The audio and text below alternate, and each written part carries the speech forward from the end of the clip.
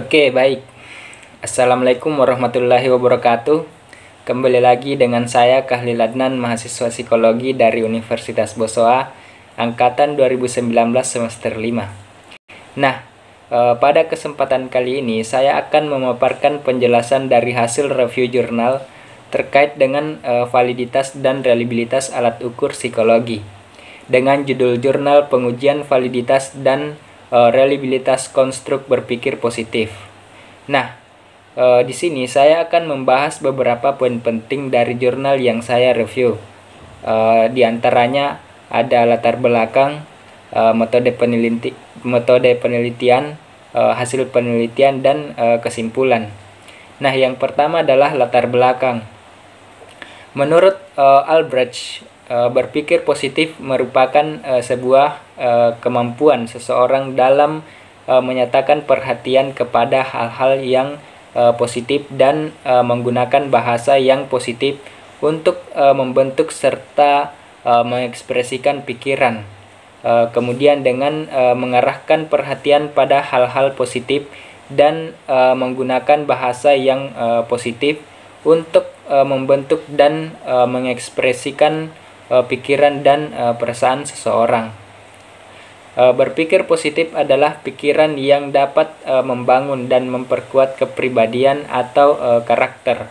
Bahwa dengan berpikir positif, seseorang bisa menjadi pribadi yang matang serta lebih berani dalam menghadapi tantangan.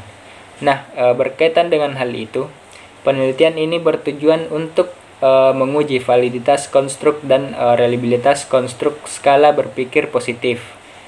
Konstruk dari indikator-indikator atau item-item pembentuk konstruk laten atau konstruk berpikir positif, validitas dan reliabilitasnya dilakukan dengan confirmatory factor analysis atau CFA.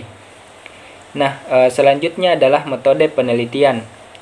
Metode penelitian menggunakan metode kuantitatif dengan subjek guru sekolah negeri di Yogyakarta.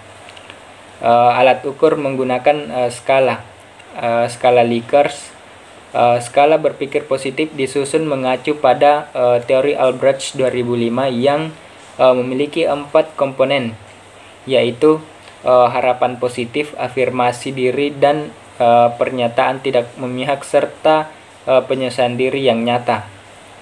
Validitas dan reliabilitas alat ukur pada konstruk berpikir positif menggunakan outer model dalam partial least square atau PLS.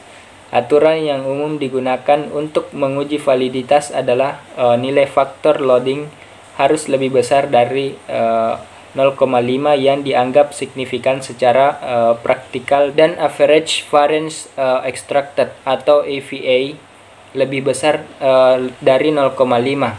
Reliabilitas dalam partial least square atau PLS untuk menganalisis konstruk berpikir positif adalah dengan melihat nilai Cronbach alpha dan composite reliability. Nilai Cronbach alpha dan composite reliability yang diharapkan adalah lebih besar dari 0,7.